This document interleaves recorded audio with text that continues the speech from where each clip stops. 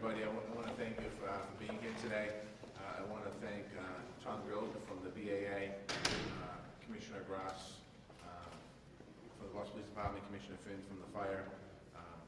We have Chief Hooley from Boston EMS, Chief Green from the MBTA Police, Charmaine Benford from the Emergency Management, Gina Fandaka from the Boston Transportation Department, Kim Brissett, I think I got Joe, I think I got almost everyone. I also want to just say, for the press conference sake, the woman to my left, who's always here, Gina Fandaka, this will be our last press conference because she's leaving us and going to Austin. So I just want to point that out to everybody, because a lot of people say, who's the woman to your left? It's Gina Fandaka, Transportation. We are 3 days away from the 123rd running of the Boston Marathon. We've been busy getting ready for this, making sure that it's safe, successful, and enjoyable, that everyone will have an opportunity to have an enjoyable experience. We have a comprehensive safety plan in place for the Marathon Monday and for all of the events leading up to the marathon, which start really today. We'll be activating our Emergency Operations Center to coordinate with all of our city and state agencies. We've been working closely with the BAA and our neighboring cities and towns and state and federal partners. Everyone has been incredible working as one unit to move forward here. Police and fire and EMS will have a large presence in Boston on the marathon route, as well as other agencies throughout the entire marathon route from Hopkinton all the way to Boston. As always, we're going to maintain our normal staffing levels in our neighborhoods and throughout the city of Boston. So as we see a larger presence in Boston, we are going to be still covering all of our districts to make sure that everyone in the city of Boston is safe that day. Throughout the weekend, we're going to have some road closures and parking restrictions in downtown Boston. We're asking people to go to boston.gov/marathon for a full list, so you'll know that where you can and can't come into town. We're asking people to leave their cars at home this weekend. If you come in town, take public transportation, or you can walk or bike in. But it's important for us. We want to try and keep cars off the street because a lot of the restrictions that are in place will cause traffic jams throughout the city. We're also offering, offering a special commuter rail day pass, which Chief Green can talk a little bit about, a little more about the MBTA. If you also want to get more information, you go to mbta.com/marathon for more information. On race day, there are things that everyone can do to help. In the case of overcrowding, we will close down certain areas and reroute pedestrians during the parade, during the marathon route. So if we see where there's overcrowding and it becomes a safety factor, we're gonna reroute people away from that area. We're asking people to cooperate so everything runs smoothly. If somebody asks you to move, just move. No need to fight back. No need to push back. Just move. If somebody's asking you to move, there's a reason for it. I want people to remember this: drinking and smoking marijuana in public is not allowed. We will not tolerate drinking in public. We will not tolerate smoking marijuana in public. This is also a family event. There'll be a lot of kids in town and a lot of people bringing their kids in, so what they don't need is to have their kids experiencing an unpleasant situation. As always, we're asking people, if you see something out of the ordinary, say something, grab the public safety personnel, grab somebody in one of the race officials, let us know what's going on if you see something. Our police, fire, and EMS are there to help and assist on this day. It's one of the best days in the city of Boston, so we're asking people to enjoy themselves. Right now, the forecast calls for rain. Due to the weather, the BAA is offering deferments to 138 registered participants, wheelchair athletes, hand cycle, duos, and athletes who use prosthetics. If any athlete chooses not to compete, the BAA will guarantee them a spot next year. Tom Grilk is going to talk more about this particular situation in a few minutes. Before I hand it off, I just want to say one word about One Boston Day. It's also Monday. Since the tragedy in 2013, the marathon has taken on a special significance here in the city of Boston. One Boston Day is a citywide day of service and reflection. This year, we're also finalizing construction of permanent markers near the finish line on Boylston Street. So we're asking people, encourage people to recognize One Boston Day in a way that's meaningful to them. Simply could be buying somebody a cup of coffee, holding a door for somebody. Just remember, we're taking what happened in 2013 and turning it into a positive in the city. We're asking you also, if you, on that day, reach out to your neighbors, somebody who's in need, help spread the message of positivity. If you want more information on that, you go to onebostonday.org for more information. I'm confident that Monday's going to be a great day in the city. I want to thank our partners again in law enforcement, state and federal agencies, BAA, and our neighboring cities and towns for an amazing coordination of getting this parade, getting this marathon route up and running and ready to go. I want to say good luck to all the runners, all the racers who are coming here from all over the world, but also the Bostonians. We're going to be there to cheer you on. We're going to have a brief speaking point. Commissioner Gross is going to come say a few words. Chief Green's going to say a few words. Then we're going to finish up with Tom Groke from the BAA. So, Commissioner. Thank you, Your Honor. Folks, just for clarification, I won't be running the marathon like former Commissioner Evans. Okay? I'll be running it in another capacity. Thank you, Your Honor. The Mayor went over several speaking points, and not to be redundant, I won't repeat several of those. But folks, this is 123rd running of the Boston Marathon. And this is a family day. It's an international event. Everyone's coming from all over the world. So let's be respectful to each other. As the Mayor just alluded to, no public drinking of alcoholic beverage or no smoking of anything. Smoking prohibited. But again, it's a family day. It's a great day for the city of Boston. And we just wanted to remind everyone to be respectful of each other. We will be working in partnership with our state, local, and federal law enforcement agencies to ensure that this 123rd marathon is as safe as it can be from Hopkinton to Boston. With that being said, you will see uniformed officers, there will be plainclothes officers, and there will be undercover officers from all of the aforementioned. As well, it's important to note that our neighborhoods of Boston will be fully staffed as well with police. The entire police department will not be downtown at the marathon. The neighborhoods, again, will be covered as well. I have here a couple of things I'd like to mention for street closings. To assist with securing the marathon route, all traffic leading into the marathon route east and west of Mass Ave will be closed at 8 a.m. on Monday.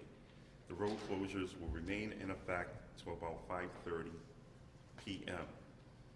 As well, Charles Street will be closed very early as buses taking runners out to Hopkinton will leave from Boston Common at 5:45 p.m.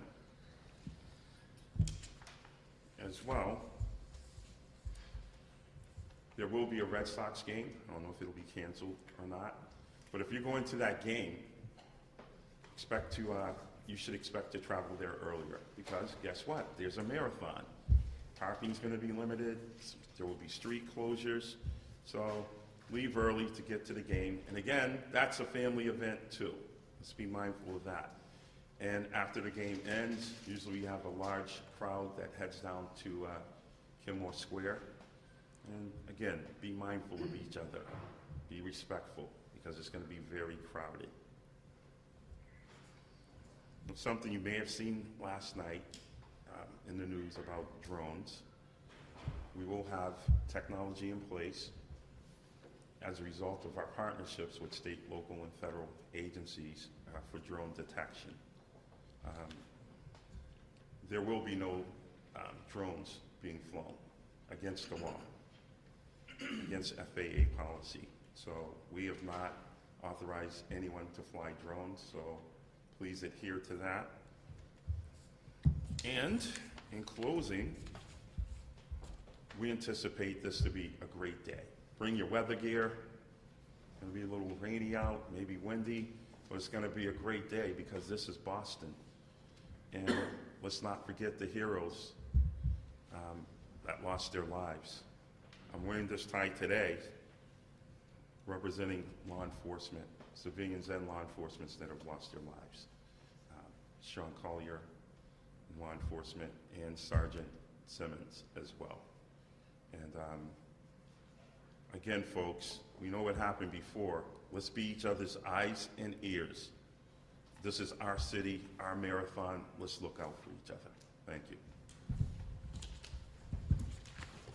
Chief Green. Thank you, Commissioner. Good morning, everyone, and thank you for being here and helping us to get our message out to our public. There is no intelligence, credible or otherwise, that would suggest that the MBTA or the marathon itself are targets. We are all well prepared for this event, as we are for every event, and I'm confident in our training, and more importantly, in our collective experience for these events. Many of the strategies that the MBTA Transit Police will employ will be obvious to our riding public, such as an increase in our increase in our uniform officers, as well as an increase of our explosive detection units deployed, as well as well-trained SWAT officers. But there will be many behind-the-scene measures that will not be obvious to our riding public as well. Regarding service on Marathon Monday, Copley Station will be closed, as well as the Berkeley Street side of Arlington Station. That'll be closed as well. If more information is needed, please access our website at mbta.com, where you will get the most up-to-date information. Also,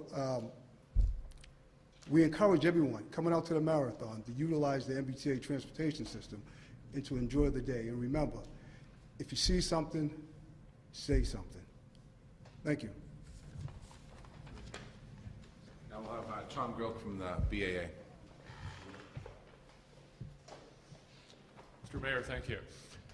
First and foremost, for me, for us at the BAA, I come to express the gratitude, not simply of us, but of 30,000 runners, 10,000 volunteers, and hundreds of thousands of spectators for the support provided by all of the agencies represented here, as well as at the state level, federal level. Without all of that, this couldn't happen. With all of that support, runners come from around the Commonwealth, around the country, and around the world, knowing that they will have the safest and best experience they can find anywhere. We know that we are uniquely privileged to partner with everybody and everyone's agency that is represented here. It is magnificent. To move to what the mayor spoke of before, offering deferrals to 138 athletes, to look at it more broadly for just a moment, the forecasts that we have received from the National Weather Service through yesterday morning called for largely a repeat of last year, cold, wind-driven rain. That forecast may be moderating just a bit today as to temperature, but we all live here in Boston and in New England. We know that forecasts change. So with that forecast yesterday, we decided that it was important to take measures to support the safety of runners. So we have done a great many things, including enhancing facilities here in Boston and along the course, and providing a great many buses to be moved around out along the course that can be a place for athletes to go and take a measure of comfort if they need it, so as not to overwhelm medical stations. A great deal has been done. In particular, when we look at data from last year's race and the athletes who were most affected by that weather, and the easiest measure of that is their dropout rate. It was athletes in push-rim wheelchairs and using other equipment that involved either wheels or some special contact with the ground. So what we decided yesterday was that we should take some measures for those athletes whose participation is uniquely affected by this weather, as we saw last year, and that is particularly athletes whose participation involves the use of special equipment that limits or affects their contact with the ground, whether it's wheels or prosthetics. The people with wheels are push-rim wheelchair athletes, athletes in hand cycles, what we refer to as duos, where one person pushes another. Think of the Hoyts, they are the archetype, as well as athletes who are competing using prosthetics, which are also affected by this weather.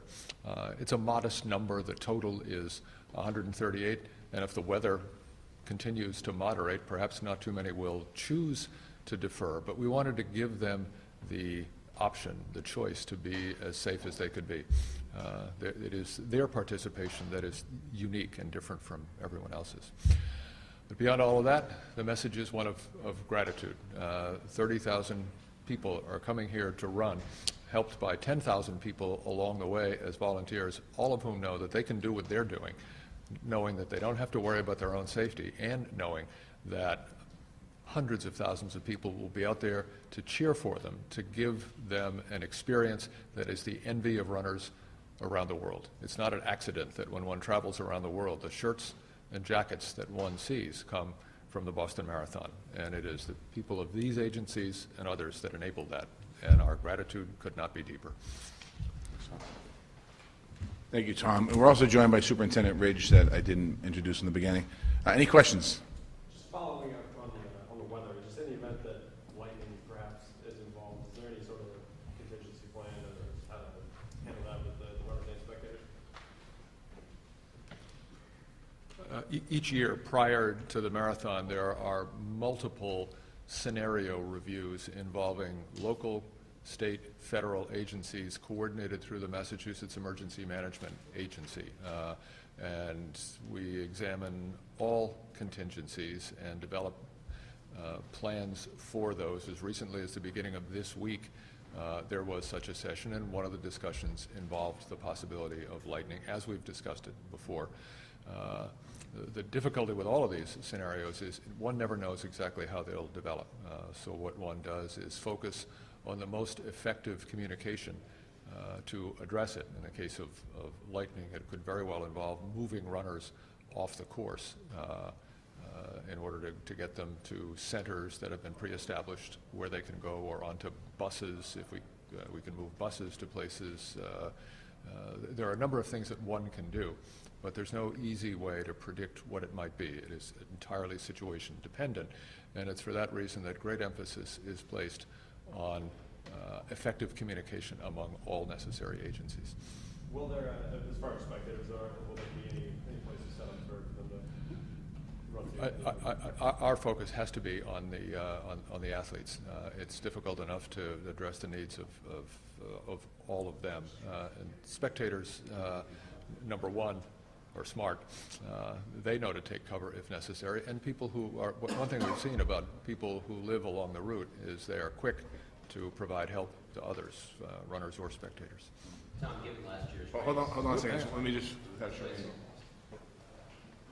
So as he mentioned earlier, there are a number of different efforts that are put in place to deal with the different scenarios, and obviously we can't prepare for all of them, but we have a contingency plan and a pretty extensive plan that relies on coordination of resources, and most importantly, those 10,000 volunteers that he talked about, coordinating and communicating that message down the line to the field to be able to work through it. The Massachusetts Emergency Management Agency would be the coordinating agency to get that message out. But again, across the jurisdictions along the parade route, that message would be communicated down, and there are extensive and strategic plans that are in place to deal with these different scenarios. And as he mentioned earlier in the week, we worked through one of the scenarios that actually spoke to a lightning-placed event. So I think that we're well positioned to be able to respond to it. Again, the key, and particularly for the spectators as well, and there are a number of different areas that we can push them to along the route throughout the jurisdictions with regards to safe havens for people to go to if we encounter that event. Okay. Yes, sir. Yeah, Tom, my question is actually kind of almost a follow-up, but last year was pretty dreadful on the course for runners, spectators, those of us working, everything. Was there ever any consideration given to pushing it back a day to Tuesday? I know that that's like moving mountains, of course, but I was wondering. As a practical matter, the marathon is run on Patriots' Day or it's not run. It's a holiday. Tuesday is a day when people need to go to work, and the event goes through 8 cities and towns where people need to conduct their lives. So it's Patriots' Day or it's not. And I think part of the, I mean, I'm not a runner, but it's a marathon. As you can tell, I'm not a runner. You know, some days it's 80 degrees out there, and it's difficult on the runners. It's great for the spectators. It's difficult on the runners. Some days it was like last year, and I've talked to some runners that said last year was their best marathon ever because the weather just kept them moving. So it was good. Any other questions? Following up on one Boston Day, just double checking. Is there going to be a wreath-laying ceremony or any of those? No, because the route will be being prepared for the marathon. So there will be a breakfast. We do a breakfast for the families. Mayor Walsh, I think a little bit of a different topic. Donald Trump has been in the news talking about releasing Every day. detainees. Yes, of course. Talking about releasing detainees at the borders of sanctuary cities. And what, do you have any comment on that? And Not really. I don't even know what that means. I don't even know what that means. I was down in I was in Arizona a couple weeks ago, and I was talking to some mayors down there where sometimes when the ice facilities get full, they literally drop people off at bus stops, and we're just talking, how do you handle that? And I don't even know if the president knows what he's talking about with that. I have no idea what that means. It's counterintuitive to what he says. I mean, he doesn't want immigrants in the country, and now he's going to drop people off in cities around America. I don't understand even know what that means. Commissioner Grossi brought up the drones. Yes. I'm curious if there's anything more on the investigation at Fenway as to last night. Somebody might. No, there is an active investigation with the FAA and the BPD.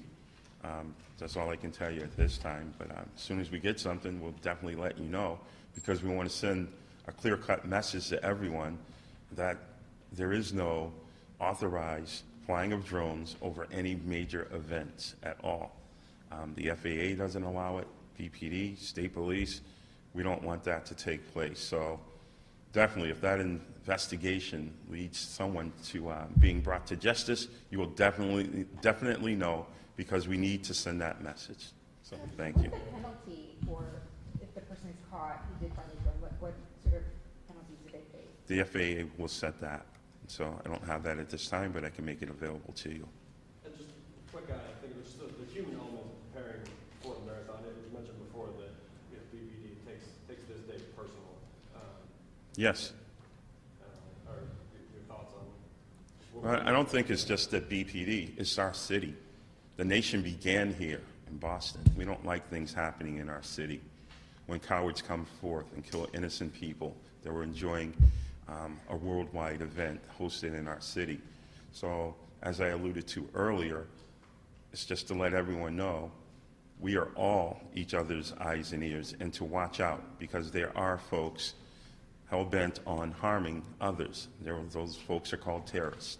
So one thing terrorists hate is that when we're all together, there's no break in communication, there's no break in our vigilance, and that we're working together to ensure that this event is safe for everyone, because we'll all be looking out for each other.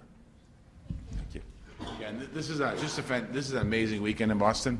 So just everyone go out and have fun. Come into the city. It's just one of those weekends that I really enjoy as mayor.